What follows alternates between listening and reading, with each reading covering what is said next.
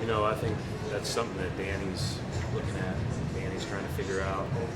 We talk about it occasionally, but like I said before, we haven't been in any rush to fill that spot, and we'll fill it if we need to. But you know, sometimes those things happen as a result of injuries. Sometimes those things happen as a result of need.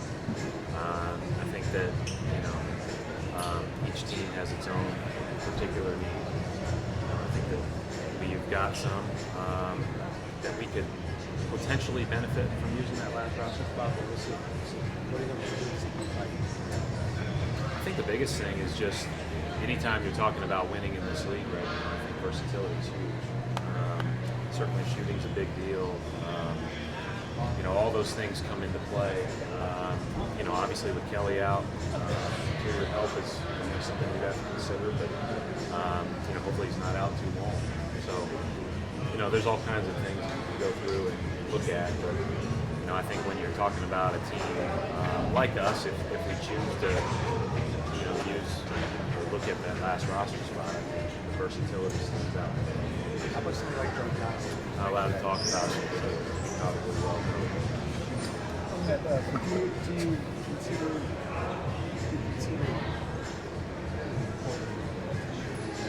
I've got no, I'm not going to talk about whether or not a veteran young. I just think if we add to it, it'll be to help our team with increased versatility. Otherwise, you know, there would be no reason to add some other stats. Coach, in regard to Greg Monroe and that game he had against you guys last time, do you need to change the game plan, or is it just a matter of executing the game plan that you had against him at a higher level? You know, I think that you just go into a game and you have a way or two that you think you might play. If you need to go to 3 or 4, you're probably in trouble. You're being exposed pretty bad. So, you know, you go into this one feeling the same way, and you go with, you know, a thought or two on how you best like to defend him, on how your team can best be prepared to defend him. You get beyond that, and he's probably cooking. And that's what happened last time. Coach, did it make it more difficult than, you know, they went to this crazy lineup, or whatever you want to call the lineup change that went in the game against you and started plumbing and running off the bench? Did that make it difficult? Not too bad, because I'm not married to rotations. You know, if we have to play certain guys with certain groups, then that's fine.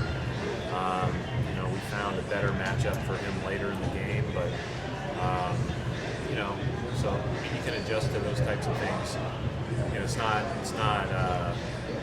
you know, it's not like you knew he was going to start, but you can adjust pretty quickly to those types of things. I thought it was more that, again, he just had his way with really whoever guarded him for 3/4 of the game.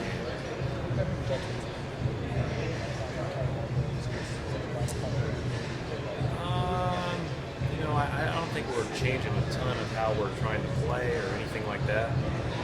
Obviously, it takes away a huge three-point threat for us. That's first and foremost, because people have to guard him. And he's a knowledgeable defender and a guy that is productive on that end of the floor, and he's a productive, you know, offensive player, you know, that you're just taking out of the equation. So you just have to figure out a way to make up for all that.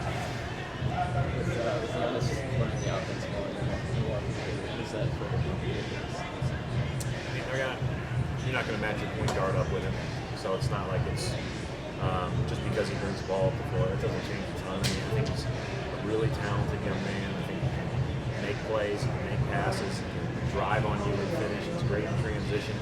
You know, he's kind of a jack of all trades with a huge wingspan that has a chance to be an elite player. But you know, whether he plays the 1 or the 3 for them in their offense doesn't really impact us a whole lot as far as how we have to prepare.